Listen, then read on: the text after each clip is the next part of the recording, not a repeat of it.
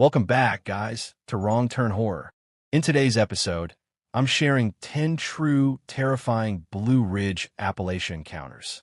Before we begin, make sure to subscribe to the channel and hit the bell icon so you never miss a new horror story. Thank you all. The Blue Ridge Mountains are beautiful, yes, but behind the rolling fog, the winding trails, and the quiet hollows, there are shadows that don't belong. These stories come from hikers, locals, and people who thought they were just passing through, but left with scars that never healed. So sit back, turn down the lights, and whatever you do, don't listen alone. The ridges of the Blue Ridge Mountains carry more than wind. On certain nights, when the fog settles low and the moon hides behind drifting clouds, something else travels those slopes. Some call it a trick of the air. Others say it's just the trees groaning in the wind. But anyone who has heard it, truly heard it, swears it isn't nature. They call it the Whistler. It was late summer when two campers, Dylan and Mark, decided to hike out to Black Balsam Knob. The trail there is known for its breathtaking views, rolling hills covered in grass, an open sky that seems endless, and a sea of mountains fading blue in the distance. It's the kind of place that makes you forget the rest of the world exists. But it's also the kind of place that swallows you whole once the sun goes down. They reached the bald by late afternoon, setting up their tent not far from a cluster of stunted trees that clung stubbornly to the mountainside. As the sun dipped lower, the air turned cool, and shadows stretched long across the trail. Mark suggested they start a fire before it got too dark. Dylan agreed, though he felt a strange weight in the air, a kind of pressure that wasn't there earlier. He shrugged it off, blaming the altitude. By the time night fell, the two sat around a modest fire, sharing cheap whiskey from a flask and talking about everything but the silence around them. Because the silence was heavy. Not the quiet of peace, but the quiet of something waiting. That's when they heard it. A whistle. 3 notes. Slow. Deliberate.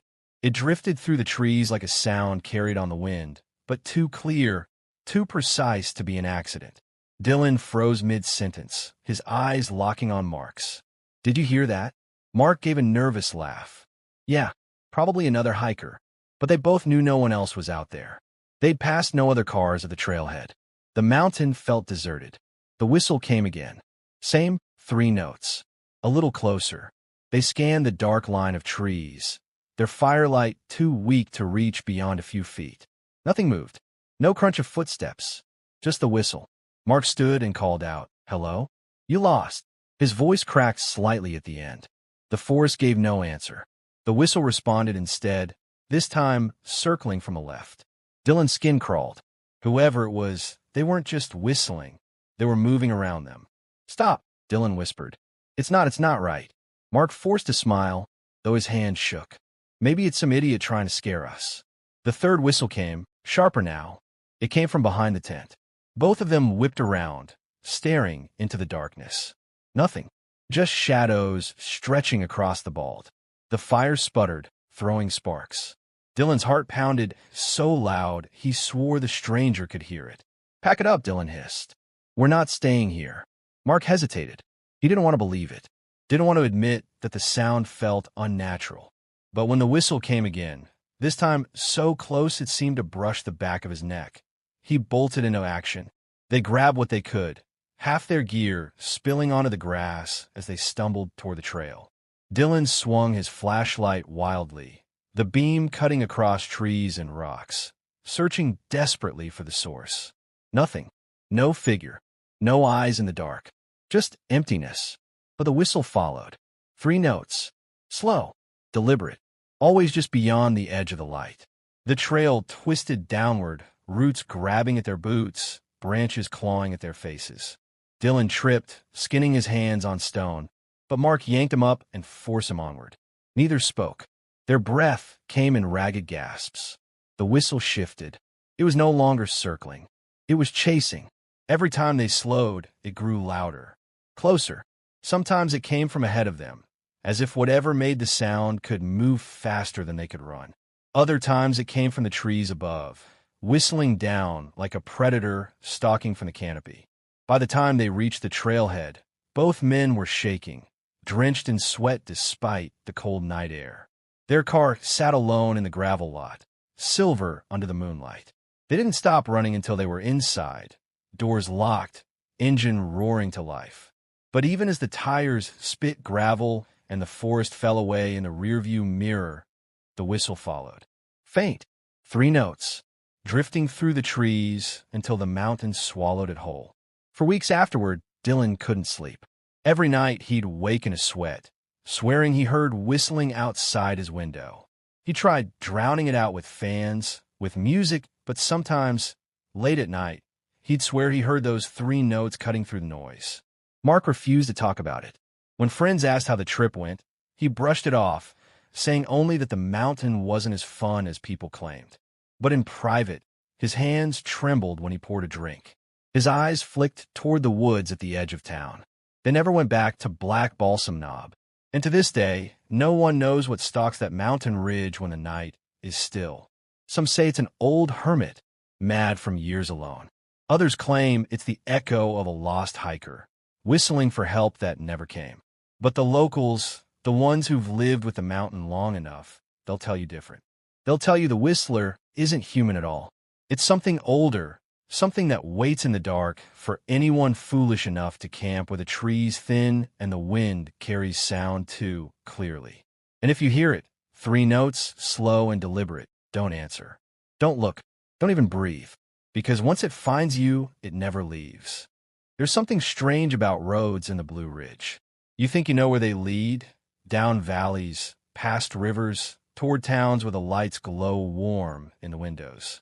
But every now and then, a road takes you somewhere it shouldn't, somewhere that doesn't belong on any map. It was early autumn when Thomas Avery took a late drive through Pisgah National Forest. He had been working construction in Asheville, and after finishing a long shift, he decided to cut across the mountain toward Brevard. The night was cool, the kind of crisp air that carries the scent of pine and damp leaves. His old Ford pickup rattled as it climbed the winding pavement, headlights cutting narrow tunnels through the fog. The forest pressed in close. No street lights, no houses, just trees stretching endlessly, their branches tangled like skeletal arms. He wasn't worried. He'd driven these roads dozens of times. But fatigue clung to him, and when he saw a paved side road sloping gently downhill, he felt relief. A shortcut, maybe, something to shave time off his drive. He turned. At first, it felt normal. The pavement was cracked but intact, lined with telephone poles leaning like weary old men. The truck's headlights swept over road signs, so weathered the letters had almost vanished. The forest grew denser, hemming him in until the canopy swallowed the sky. The road narrowed. Asphalt gave way to gravel, crunching under his tires. Thomas frowned. He didn't remember this road, but figured it must be an old service lane or a back route locals used. Still, something about it set his nerves on edge. He adjusted the radio, but static hissed back at him, sharp and grating. Then the houses appeared. At first just one, a sagging porch, its railing broken, a rusted tricycle half buried in weeds. Then another, shutters hanging loose, a door swinging open in the wind. The headlights swept across rusted mailboxes, their numbers long faded. Yards swallowed by waist-high grass, driveways cracked and crumbling. It was a neighborhood, an entire town, but it was dead. Thomas slowed, peering out the window. Every house looked abandoned, as if the families inside had vanished overnight. A doghouse sat empty, its chains still attached. Curtains hung limp in shattered windows. One roof had collapsed entirely, its bones jutting into the night sky. A chill ran down his spine. He didn't like how dark it was here, how still. He pressed the gas, eager to push through, but the road seemed endless. House after house, each more decayed than the last. Old cars sat rusting in driveways, tires rotted, windows fogged with grime. He passed a gas station, its sign faded to illegibility, the pumps long stripped bare. But the strangest part, every window he passed felt watched. Thomas gripped the wheel tighter. He refused to look too long at the windows, but he could feel them. The weight of eyes, staring from behind broken glass. He told himself it was just nerves, just his imagination playing tricks. Then he saw the child. At the end of the driveway, a small figure stood still. No taller than 4 feet, head tilted, hair falling in matted strands. Thomas slammed the brakes, heart hammering. His headlights flooded the figure with light. It was a doll. Porcelain face cracked, eyes missing. It stood upright in the dirt, its dress shredded by time. Thomas cursed under his breath and pressed the gas again, tires spitting gravel. The road seemed to stretch longer with every passing minute, houses pressing closer, leaning inward like rotten teeth. Finally, mercifully, the gravel gave way to smooth pavement. His headlights caught a green road sign pointing toward Brevard. Relief washed over him. He drove faster, eager to leave the ghost town behind. When he finally pulled into Brevard, he stopped at a diner for coffee. His hand still shook as he lifted the mug.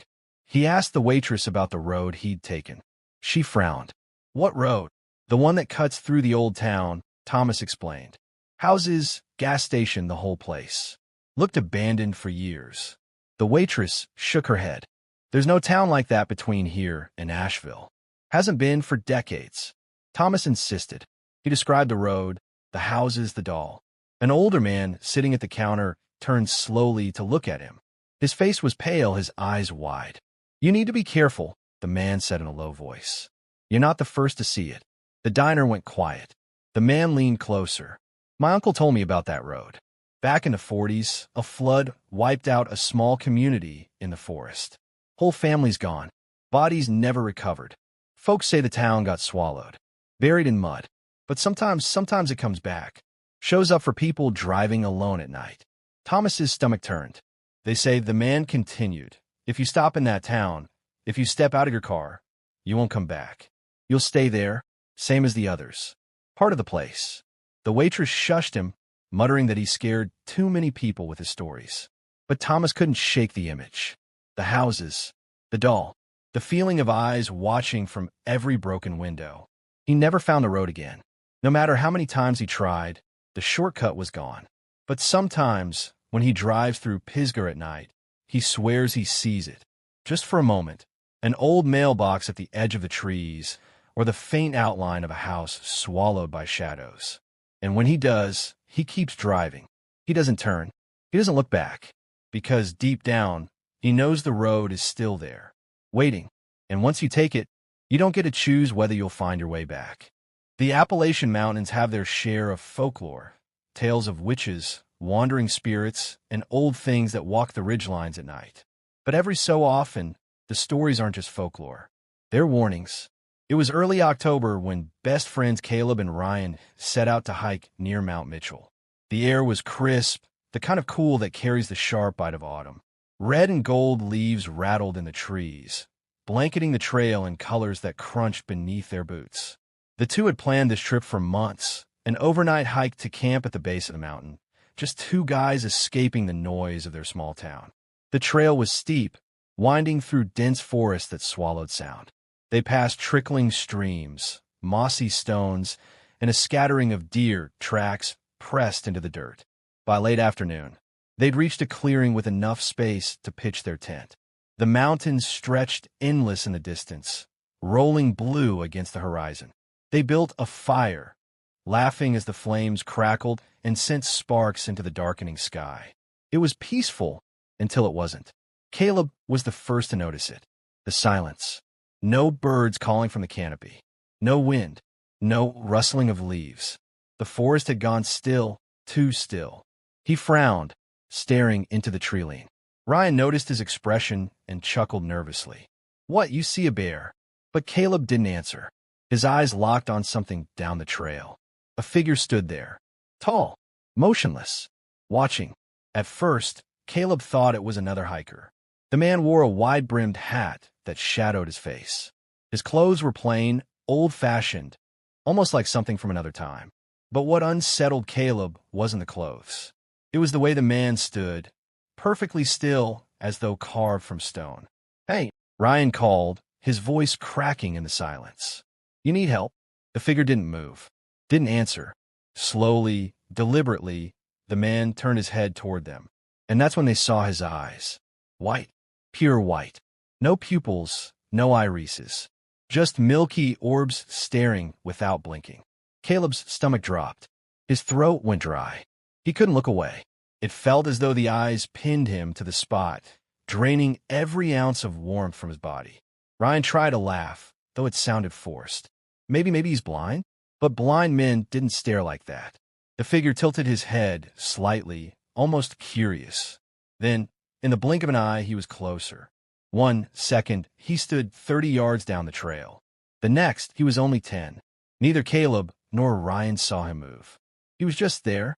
Panic surged through them. Caleb grabbed Ryan's arm. "We need to go. Now." They abandoned their fire, their gear, everything.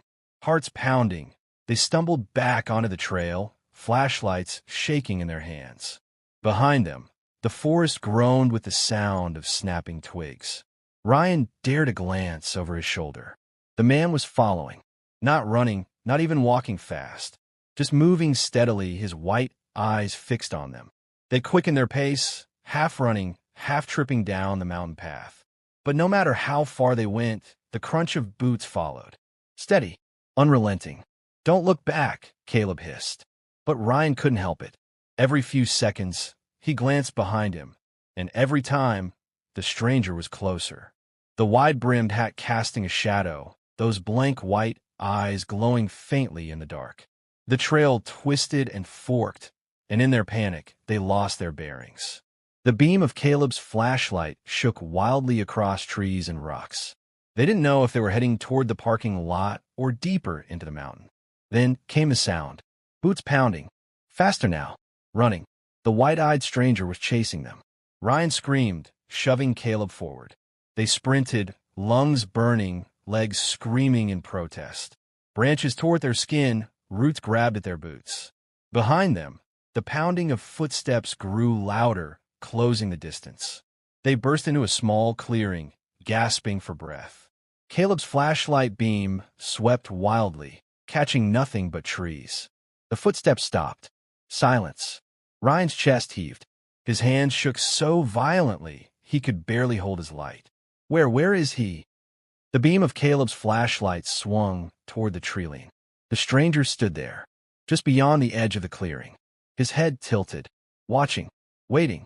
Those white eyes glowed faintly in the dark, unblinking. Caleb's voice was barely a whisper. "Run." They tore through the woods, no longer following the trail, just running blindly downhill. Their bodies crashed through undergrowth, stumbling, falling, rising again. They didn't stop until the faint glow of the parking lot lights shimmered through the trees. They reached their car, hands fumbling with the keys. Caleb shoved Ryan inside, slamming the doors as the engine roared to life. Gravel spat beneath their tires as they sped away, hearts hammering, breaths ragged. Only when the forest faded in the rearview mirror did they dare to breathe. Neither spoke the entire drive home. The next morning, Caleb returned to the trailhead. His gear was gone. No tent, no fire pit, no trace they had camped there at all. He asked rangers if anyone had seen a man matching the stranger's description. Wide-brimmed hat, white eyes, motionless and silent. The ranger paled. "You saw him?" Caleb nodded slowly. The ranger shook his head. "People have been seeing that man for years. Always the same, tall, silent, eyes white as milk. Some say he's the ghost of an old settler who went blind in a storm and wandered the trails until he froze to death. Others say he's not human at all, just something the mountain made, something that watches." Caleb didn't sleep for weeks. Every time he closed his eyes, he saw those white orbs staring into him, unblinking. Ryan refused to talk about it. If anyone asked about the trip, he changed the subject. But when he thought no one was watching, his gaze would drift to the tree-line, scanning the shadows. To this day, neither of them will set foot near Mount Mitchell again. And sometimes, late at night, when the wind rattles the windows and the woods groan with shifting trees, Caleb swears he hears boots crunching just outside. Slow, steady, getting closer. And when he dares to look, he half expects to see him, standing in the shadows. Hat pulled low, eyes pure white, watching.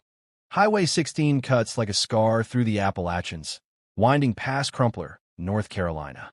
By day, it feels ordinary enough. 2 lanes of cracked asphalt, lined with pines and forgotten barns. But at night, when the fog creeps down from the ridges and the mountains swallow the moonlight, locals say something rides that highway. Something not made of steel or rubber, but of rage and shadows. They call it the Phantom Truck. It was late one October night when 17-year-old Jason Cole learned that legend wasn't just a story. Jason had stayed too late at a friend's house, watching movies and drinking cheap soda. By the time he got back on the road, it was past midnight. His old Chevy Cavalier rattled as it climbed the switchbacks, headlights cutting through a wall of fog so thick it felt like driving inside a dream. The forest loomed close on either side, branches arching overhead like a tunnel. The road was empty. No other cars. No streetlights. Just Jason and the steady hum of his engine. He turned up the radio, trying to drown the silence. Then he saw them. Headlights. In his rearview mirror, 2 blinding beams appeared out of nowhere. Jason squinted, leaning forward. The lights grew brighter, closer, too fast. His stomach knotted. "Where the hell did you come from?" he muttered. The vehicle behind him roared closer, horn blaring. Jason's mirror caught the outline of an old truck, massive, snarling, grill gleaming silver in the dark. It swerved left, then right, tailgating so close Jason could feel the vibration rattling his bones. His pulse spiked. He pressed the gas, but his Cavalier was no match. The truck stayed glued to his bumper, horn screaming like a wounded animal. Okay. Jason shouted, swerving into the gravel shoulder to let it pass. But when he slowed, the truck didn't pass. He sat there, heart hammering, staring into the mirror. The road behind him was empty. No headlights. No truck. Nothing. Jason's hands trembled on the wheel. His chest heaved. He swallowed hard and pulled back onto the road, telling himself he imagined it. Just fog, just tired eyes, just nerves. But then the lights returned. They snapped on behind him, closer this time, searing through the fog. The horn bellowed again, deep and furious. Jason's stomach dropped. No. The truck surged forward, slamming against his rear bumper. Jason's car fishtailed, tires screaming against the asphalt. He gripped the wheel so hard his knuckles ached, forcing the Cavalier straight. His heart pounded in his ears. The truck rammed him again. Jason's head snapped forward. His vision blurred. He pressed the gas to the floor, engine whining in protest. The road curved sharply to the right. Jason's headlights barely caught the guardrail before he swerved, hugging the curve, praying the tires held. The truck followed flawlessly, its blinding beams flooding his mirror. Jason's breath came in ragged gasps. He couldn't outrun it. He couldn't fight it. All he could do was drive. But then, without warning, the lights vanished. The horn died. The road behind him lay empty once more. Jason pulled off onto a gravel turnout, chest heaving. He killed the engine, gripping the wheel as the silence pressed in. The forest loomed still and dark. Not a sound, not even the chirp of crickets. He sat there for long minutes, too scared to move. His hand shook violently. His mind replayed the blinding lights, the roar of the horn, the slam of metal against metal. Finally, he forced himself to look in the mirror one last time. And that's when he saw it. The truck, not behind him on the road, but directly behind his car in the turnout. Its grille loomed massive, chrome glinting faintly in the moonlight. The headlights were dead, but the outline was there, impossibly large, impossibly close. Jason's breath caught in his throat. He slammed the gear shift into drive and tore out of the turnout, gravel spraying. His tires screamed as he hit the pavement. When he looked back, the turnout was empty. No truck. He didn't stop driving until he reached his driveway. He stumbled into the house, white as a sheet, his mother demanding to know what happened. But Jason couldn't explain. He couldn't find the words. The next morning, he went outside to check his car. His rear bumper was crushed, dented inward, paint scraped raw, but there were no tire tracks on the road outside his house. No evidence of another vehicle. Just damage that shouldn't have been possible. When Jason told the story to friends, most laughed it off. Said he fell asleep at the wheel, hit a guardrail. Said he imagined the truck. But older locals didn't laugh. They just nodded grimly. They knew the stories. Decades ago, a trucker had lost control on Route 16, plowing into a curve too fast. His rig flipped, exploded into flames. The driver burned alive inside. Since then, people swore they saw headlights chasing them on foggy nights. Some said the truck was searching for company in its endless ride. Others said it wasn't searching at all. It was hunting. Jason never drove Route 16 at night again. And sometimes, even years later, when he drives back roads near Crumpler, he swears he catches it in his mirror. Headlights too bright, a horn too loud, a shadow too close. He prays it's just his imagination. But deep down, he knows better. Because once the phantom truck finds you, it doesn't let you go. Linville Gorge, North Carolina. They call it the Grand Canyon of the East, a place of breathtaking cliffs, roaring waterfalls, and trails that cut like veins through the wilderness. Hikers come from all over to see the gorge, but locals know better than to stay past sundown. They whisper about something in those woods, something that waits until the daylight fades, when shadows swallow the cliffs and the wind tunnels through the ravines like a warning. They call it the lurker. And one summer night, 21-year-old college student Hannah Willis found out why. Hannah had always loved hiking. She was studying environmental science at Appalachian State and spent every free weekend exploring the trails. When her roommate bailed on a planned camping trip, Hannah decided to go alone. She wasn't afraid of the woods. If anything, the solitude made her feel more alive. She parked her car at the trailhead late in the afternoon, shouldered her pack, and started down the rocky path. The air smelled of pine and damp stone. The river roared far below, hidden in the gorge. Hawks circled overhead, their cries echoing across the cliffs. Hannah felt free, powerful. By the time she reached a flat overlook, the sun was sinking low, painting the sky blood orange. She set up camp near the cliffside, cooked a simple dinner, and sat watching the sky fade to purple. That's when she heard it, a twig snapping. She froze, fork halfway to her mouth. Slowly, she turned her head toward the tree line. The forest stood silent, darkening by the minute. Nothing moved. Hannah laughed nervously. Probably a deer, maybe a raccoon. She shook it off, finished her food, and crawled into her tent as night closed in. But sleep never came easy. The forest was too quiet. No crickets, no owls, no rustle of small animals in the underbrush. Just silence. Thick, suffocating silence. Then footsteps. Slow, heavy, deliberate. They circled the tent. Hannah's pulse spiked. She held her breath, every muscle taut.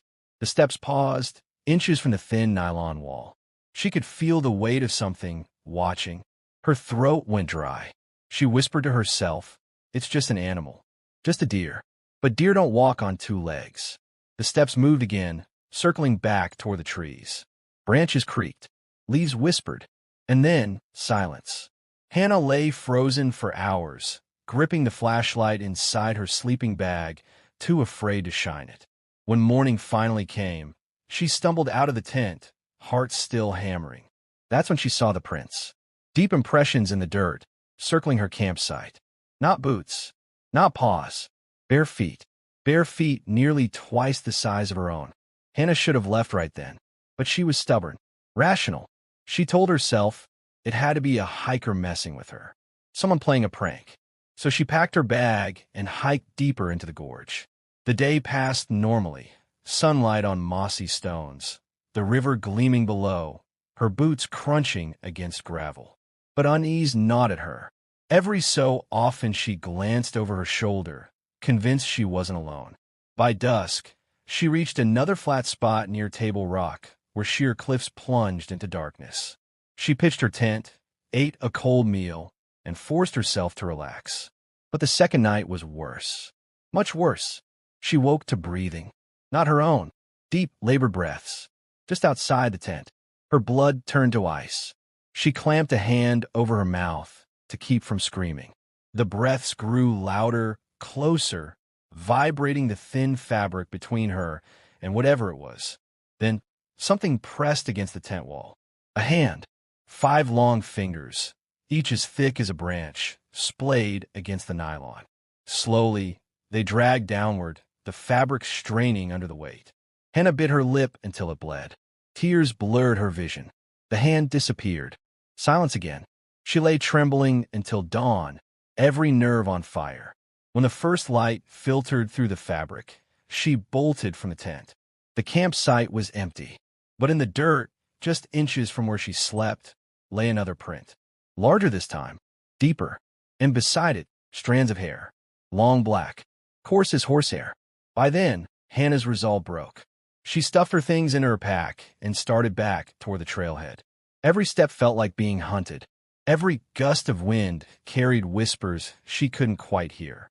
Halfway up the trail, she paused to catch her breath. That's when she noticed something carved into a tree. Her name, Hannah, scratched deep into the bark, the letters jagged and fresh. Her stomach lurched.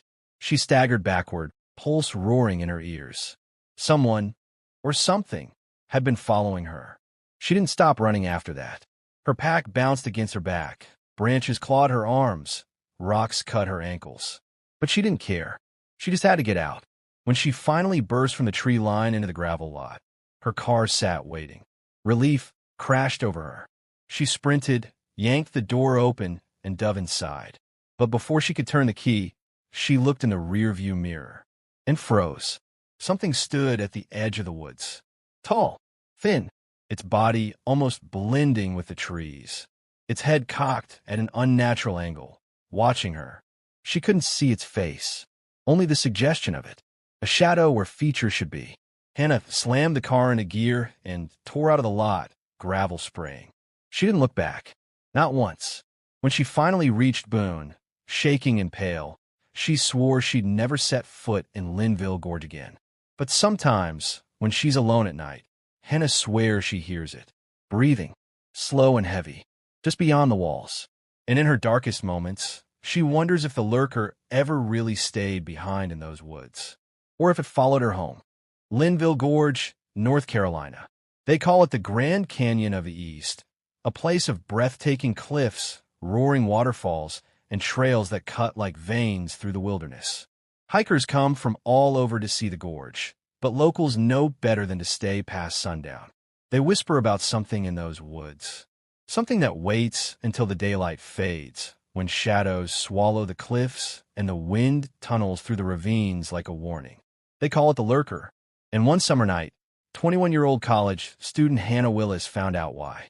Hannah had always loved hiking. She was studying environmental science at Appalachian State and spent every free weekend exploring the trails. When her roommate bailed on a planned camping trip, Hannah decided to go alone. She wasn't afraid of the woods. If anything, the solitude made her feel more alive. She parked her car at the trailhead late in the afternoon, shouldered her pack, and started down the rocky path. The air smelled of pine and damp stone.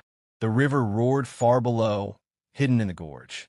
Hawks circled overhead, their cries echoing across the cliffs. Hannah felt free, powerful.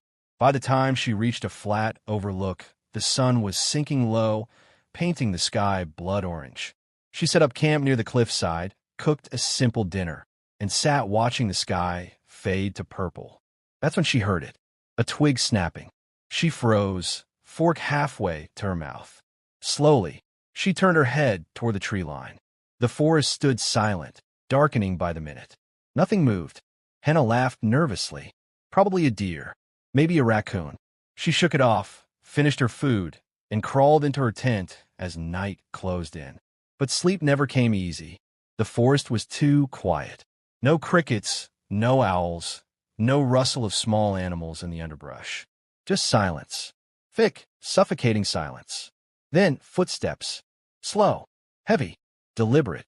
They circled the tent. Hannah's pulse spiked. She held her breath, every muscle taut. The steps paused, inches from the thin nylon wall. She could feel the weight of something watching. Her throat went dry. She whispered to herself, "It's just an animal, just a deer." But deer don't walk on two legs. The steps moved again, circling back toward the trees. Branches creaked, leaves whispered, and then silence. Hannah lay frozen for hours, gripping the flashlight inside her sleeping bag, too afraid to shine it. When morning finally came, she stumbled out of the tent, heart still hammering. That's when she saw the prints. Deep impressions in the dirt, circling her campsite. Not boots, not paws, bare feet. Bare feet nearly twice the size of her own. Hannah should have left right then, but she was stubborn, rational. She told herself it had to be a hiker messing with her, someone playing a prank. So she packed her bag and hiked deeper into the gorge. The day passed normally, sunlight on mossy stones, the river gleaming below, her boots crunching against gravel. But unease gnawed at her. Every so often she glanced over her shoulder, convinced she wasn't alone. By dusk, she reached another flat spot near Table Rock, where sheer cliffs plunged into darkness. She pitched her tent, ate a cold meal, and forced herself to relax. But the second night was worse. Much worse. She woke to breathing. Not her own. Deep, labored breaths. Just outside the tent. Her blood turned to ice. She clamped a hand over her mouth to keep from screaming. The breaths grew louder, closer, vibrating the thin fabric between her and whatever it was. Then something pressed against the tent wall. A hand. 5 long fingers, each as thick as a branch, splayed against the nylon. Slowly, they dragged downward, the fabric straining under the weight. Hannah bit her lip until it bled. Tears blurred her vision. The hand disappeared. Silence again. She lay trembling until dawn, every nerve on fire. When the first light filtered through the fabric, she bolted from the tent. The campsite was empty, but in the dirt, just inches from where she slept, lay another print. Larger this time, deeper, and beside it, strands of hair. Long black, coarse as horsehair. By then, Hannah's resolve broke. She stuffed her things into her pack and started back toward the trailhead. Every step felt like being hunted. Every gust of wind carried whispers she couldn't quite hear. Halfway up the trail, she paused to catch her breath. That's when she noticed something carved into a tree. Her name, Hannah, scratched deep into the bark, the letters jagged and fresh. Her stomach lurched. She staggered backward, pulse roaring in her ears. Someone, or something, had been following her. She didn't stop running after that. Her pack bounced against her back. Branches clawed her arms. Rocks cut her ankles. But she didn't care. She just had to get out. When she finally burst from the tree line into the gravel lot, her car sat waiting. Relief crashed over her.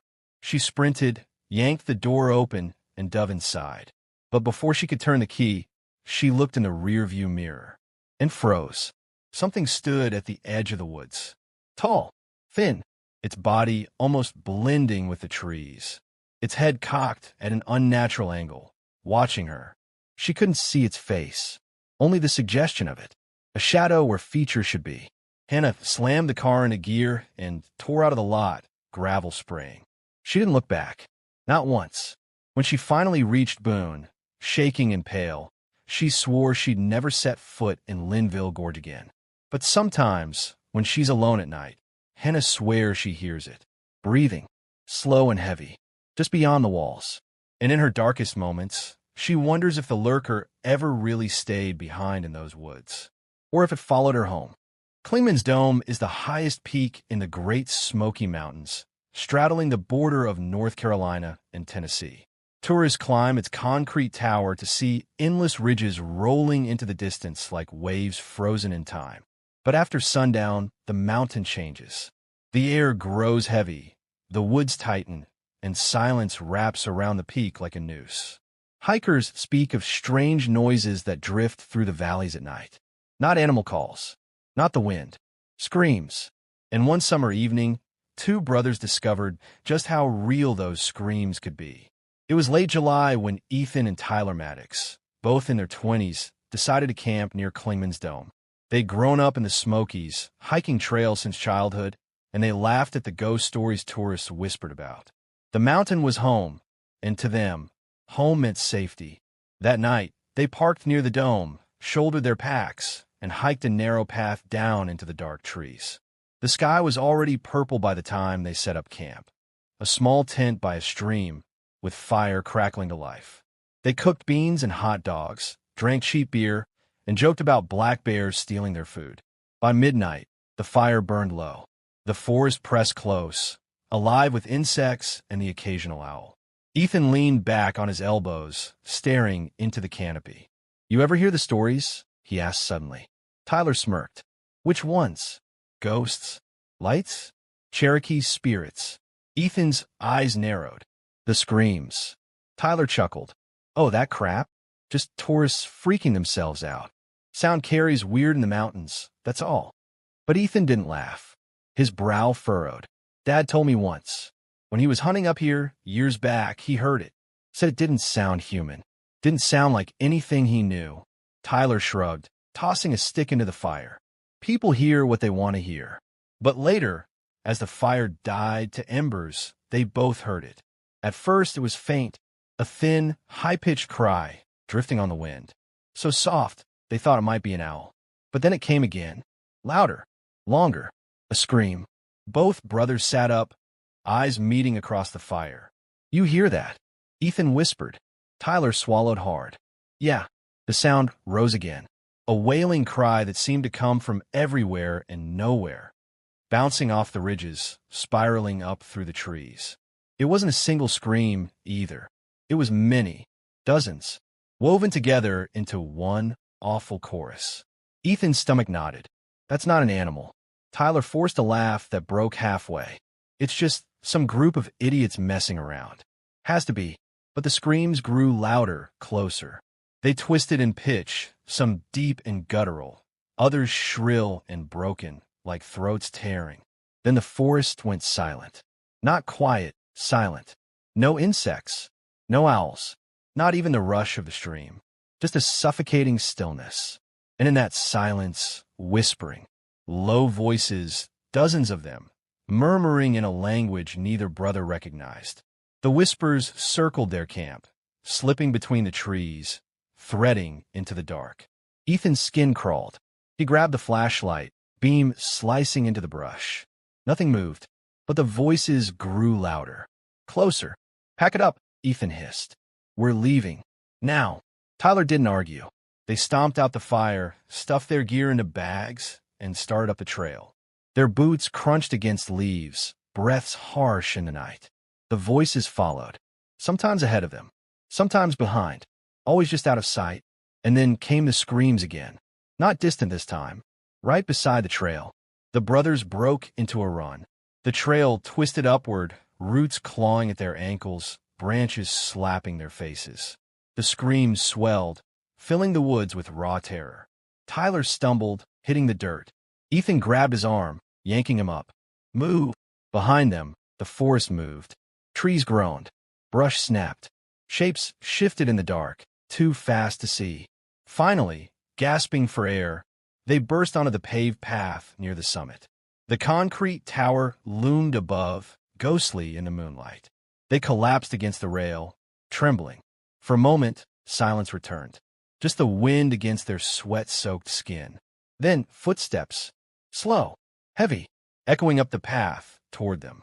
Ethan swung his flashlight. The beam landed on nothing. Empty trail. But the footsteps grew louder. Closer.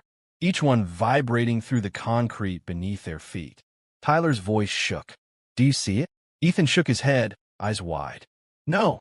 The footsteps stopped. Silence again. Then, one last scream. Deafening. Shattering. It ripped through the brothers like fire, echoing across the valley, rattling the tower. And then it was gone. Just silence. They stayed frozen until dawn, too terrified to move. When sunlight finally spilled across the mountains, the world looked normal again. Birds sang. Trees swayed. The stream gurgled below. But something strange lingered. Around their camp, etched into the dirt, were marks. Dozens of them. Not footprints. Not animal tracks. Handprints. Long, skeletal fingers pressed deep into the soil, as if something had crawled around their tent in the night. The brothers packed up and left the Smokies that morning. They never camped on Clingmans Dome again. But sometimes, when Ethan drives the parkway at night, he swears he hears it. A single scream, faint but unmistakable, carried on the wind. And he knows the mountain remembers. Highway 181 runs past a lonely overlook in western North Carolina, where the Blue Ridge Mountains rise like sleeping giants. By day, It's nothing more than rolling ridges and forests stretching to the horizon. But at night, if you wait long enough, the mountain breathes its secret into the dark. Locals call them the Brown Mountain Lights. Strange glowing orbs that hover above the ridges. Sometimes blue, sometimes red, sometimes white like stars torn from the sky. No one knows what they are. Gas? Spirits? Warnings? For most, the lights are just a curiosity, a story for tourists. But for Jake Grady and his girlfriend, Amanda, they became something far darker. It was late September when Jake and Amanda pulled into the overlook. The night air was cool, carrying the smell of wet leaves. Their headlights cut through fog, illuminating a cracked wooden sign that read, Brown Mountain Overlook. Jake killed the engine, and silence pressed in. The forest swallowed them whole. Creepy as hell, Amanda muttered, pulling her jacket tighter. Jake grinned. That's the point. You wanted to see the lights, right? They sat on the hood of the car, a six-pack between them, the mountains a sea of black beneath the stars. Crickets chirped. Somewhere in the distance, a coyote cried. For half an hour, nothing happened. Then Amanda froze, pointing. Jake, look, above the ridge, a pale white orb floated into view. It pulsed faintly like a heartbeat. Then another appeared. Red this time, then blue. Jake's jaw slackened. Holy shit. The lights drifted slowly, weaving together, rising and falling like dancers. Amanda whispered, they're beautiful. But beauty gave way to unease, because the lights moved with purpose. Not random, not chaotic, deliberate. Like they were searching. One orb broke from the others and hovered closer, drifting toward the overlook. Amanda gripped Jake's arm. It's coming this way. Jake swallowed hard, trying to mask his fear. It's probably some natural thing. Gas or headlights, or... The orb stopped 30 feet away, hovering just above the tree line. It pulsed brighter, bathing the overlook in a faint glow. And then it flickered.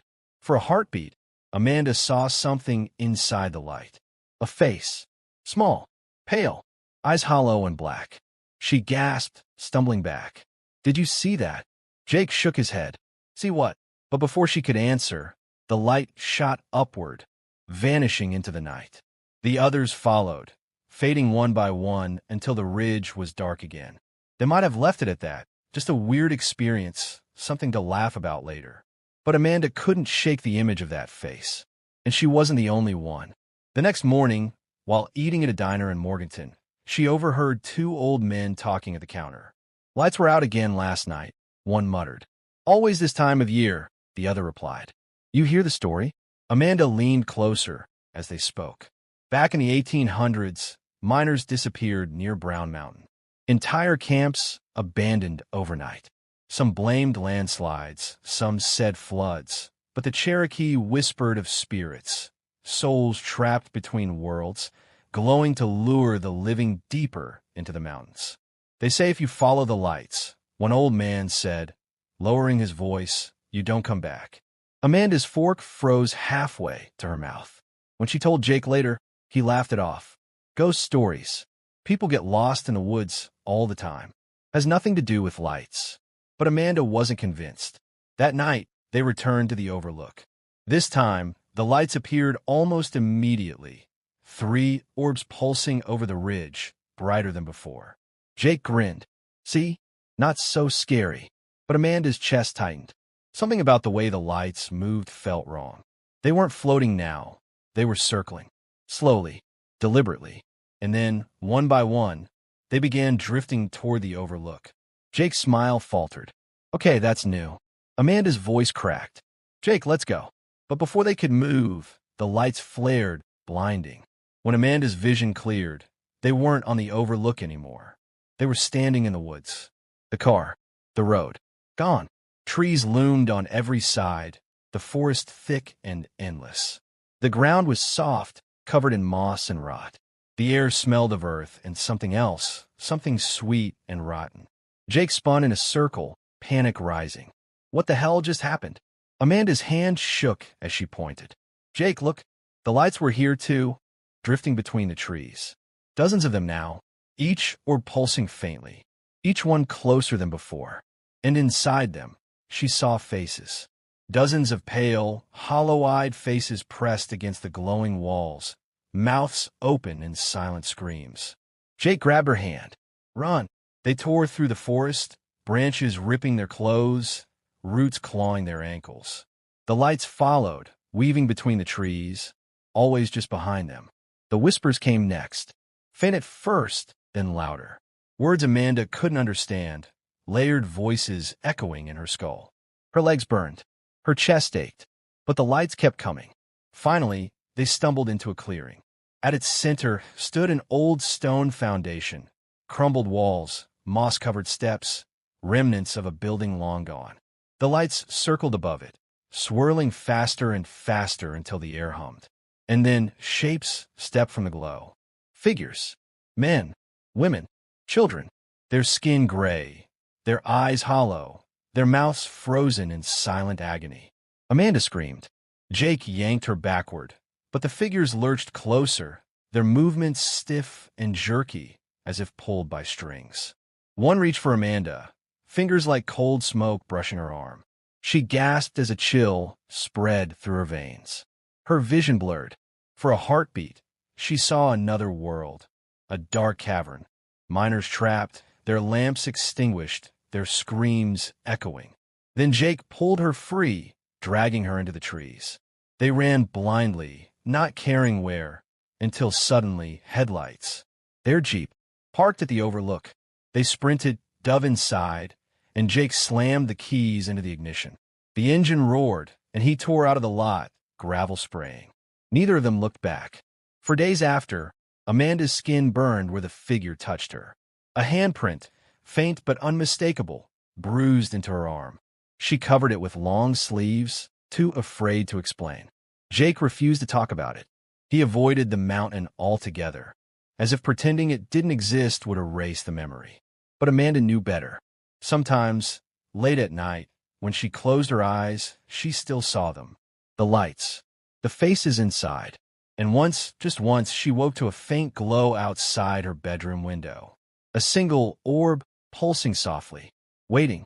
If you drive the Blue Ridge Parkway long enough, you'll pass a sheer rock formation the Cherokee call Sulkaluias Court, the Devil's Courthouse. On a sunny day, it's nothing but a mountain peak, a popular trail that tourists climb for panoramic views. Families take pictures. Couples watch sunsets. It looks harmless. But the Cherokee tell a different story.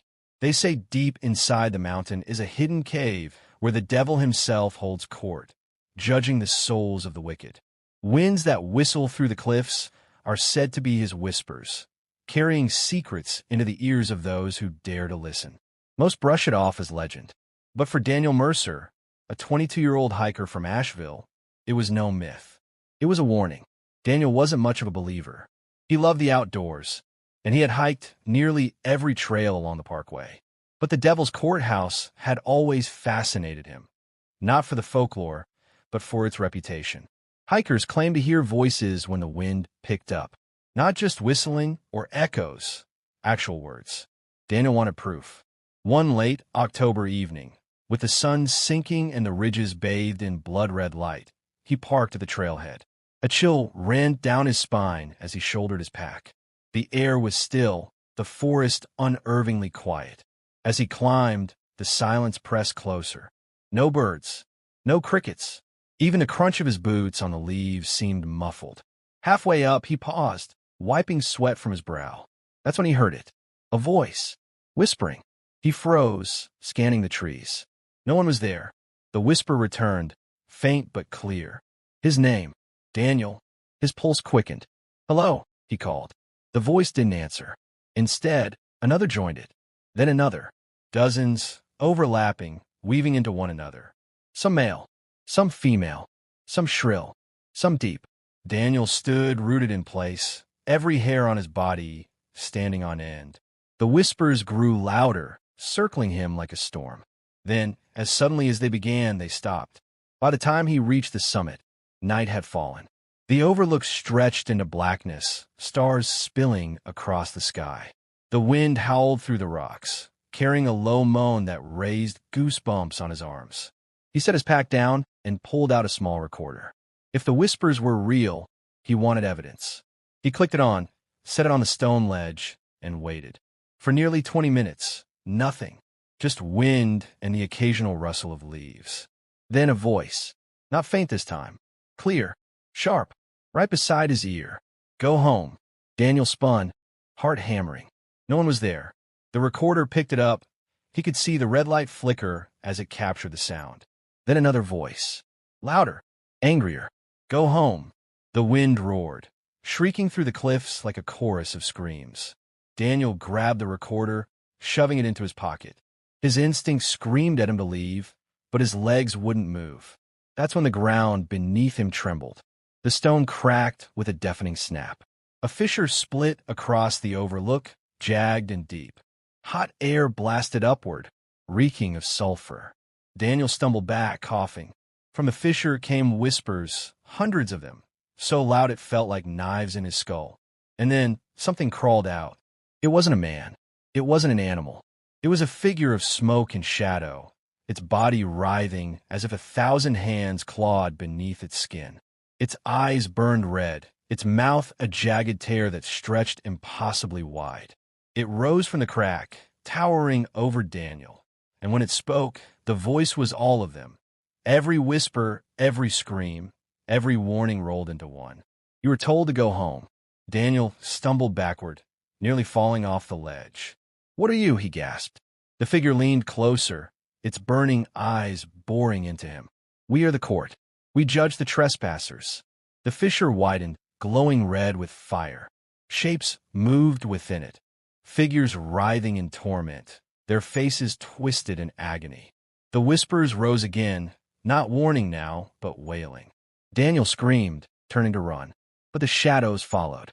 He tore down the trail, branches slapping his face, lungs burning. Behind him, the whispers chased, closer, closer, louder. His flashlight flickered, then died, leaving him blind in the dark. Still he ran. He didn't stop until the parking lot came into view. His car sat alone, bathed in pale moonlight. Relief flooded him until he saw the windows. Hands pressed against the glass from inside. Dozens of them. Pale, twisted hands dragging across the windshield, smearing it with black streaks. Daniel staggered back, ball rising in his throat. The whispers surrounded him, circling, chanting his name. He bolted for the driver's side, fumbling with his keys. The hands were gone now, the glass clear, the car empty. He threw himself inside, slammed the locks, and jammed the key into the ignition. The engine roared, tires screeching as he tore down the mountain road. But the voices followed. Even with the windows rolled up, he could hear them whispering in the back seat, in the trunk, in the vents. By the time he reached Asheville, he was sobbing. 4 days after, Daniel locked himself in his apartment. He didn't eat, didn't sleep. The recorder sat untouched on his desk, the red light still blinking. Finally, shaking, he pressed play. At first, just wind, then whispers. But they weren't just saying his name anymore. They were laughing. He slammed it off, heart pounding. That night, he dreamt of the fissure, of the glowing pit and the shadowed court rising from it. He woke with his ears bleeding, his pillow soaked red. The next day, his neighbors heard screams from his apartment. By the time police arrived, Daniel was gone. The windows were locked from the inside. The only thing left was the recorder, still running. And when the officers pressed play, they heard Daniel's voice, whispering. Today, hikers still climb the Devil's Courthouse, laughing at the old Cherokee legend. Most make it back safely. But sometimes when the wind howls through the rocks, a few pause and tilt their heads. Because beneath the wind, faint but clear, they hear a voice. A young man's voice, whispering, "Go home." There's a stretch of highway in western North Carolina that winds through the Blue Ridge Mountains, US 74. Truckers know it well. Late-night travelers know it too. And if you ask around, you'll hear the same story whispered again and again. Don't ever pick up the girl on the side of the road, because she isn't alive. It was late November when Mark Jensen, a 38-year-old truck driver for Knoxville, found himself pushing through a long overnight haul. His trailer was full of furniture bound for Charlotte, and the dispatcher wanted it there by dawn. The night was thick with fog, the kind that clings to the road and eats headlights whole. The Smokies loomed like black walls on either side of the Tulane Highway, and Mark felt the familiar chill of loneliness that comes with driving mountain roads at 3 a.m. He kept the radio low, some classic rock station fading in and out with static, and sipped lukewarm coffee from a travel mug. That's when he saw her, a figure standing on the shoulder of the road. At first, he thought it was just the fog playing tricks. But as he drew closer, the headlights cut through and revealed her clearly. A young woman in a pale dress, standing motionless, her head bowed, one hand raised as though asking for help. Mark's stomach dropped. What the hell was she doing out here? He slowed, squinting. She didn't move, didn't wave, just stood there, barefoot on the frozen asphalt, her long dark hair hanging in her face. Mark's heart raced. He thought of his daughter back home, not much younger than this girl looked. He couldn't just leave her there. With a sigh, he eased onto the shoulder, brakes hissing, hazard lights clicking in the fog. The girl lifted her head. Her face was pale, eyes dark and sunken. And when she smiled, it was wrong. Too wide, too sharp. Mark could scream no. But before he could shift gears, the passenger door creaked open. The girl climbed inside without a word, sliding into the seat. Her dress was damp, streaked with mud. She smelled faintly of river water and iron. Mark's throat went dry. "You all right, miss? You need a ride somewhere?" She turned her head slowly, meeting his eyes. Her voice was soft, almost childlike. "Take me home." Mark forced a nod. "Sure thing. Where do you live?" She lifted one thin hand, pointing down the road. "Just keep driving." Something about the way she said it chilled him. Still, he pulled back onto the highway, the rig rumbling forward into the fog. The girl sat perfectly still, hands folded in her lap, eyes fixed on the windshield. She didn't blink, didn't shift, didn't even breathe, as far as Mark could tell. After a mile, he cleared his throat. "So, what were you doing out there?" She didn't answer. Instead, she whispered something under her breath. At first, Mark thought it was gibberish, but then he caught the words. "They never stopped for me. They just let me die." Mark's blood ran cold. He glanced at her, heart pounding. "What did you say?" This time, she turned her head, eyes black as oil, her mouth twisting into that awful smile again. "Don't let me die again." Mark's hands tightened on the wheel. Every instinct screamed to stop the truck, to throw open the door and run. But his body wouldn't move. His arms locked, his foot heavy on the accelerator. The radio fizzed, static swallowing the music. Through the static came voices, screaming, wailing, begging for help. Mark's chest tightened. "Jesus Christ." The girl leaned closer, her breath cold against his ear. "You can't take me home. My home is the river." And with that, she vanished. The passenger seat was empty. The door was locked, but the smell of river water lingered. Mark slammed the brakes, the truck skidding to a halt on the empty highway.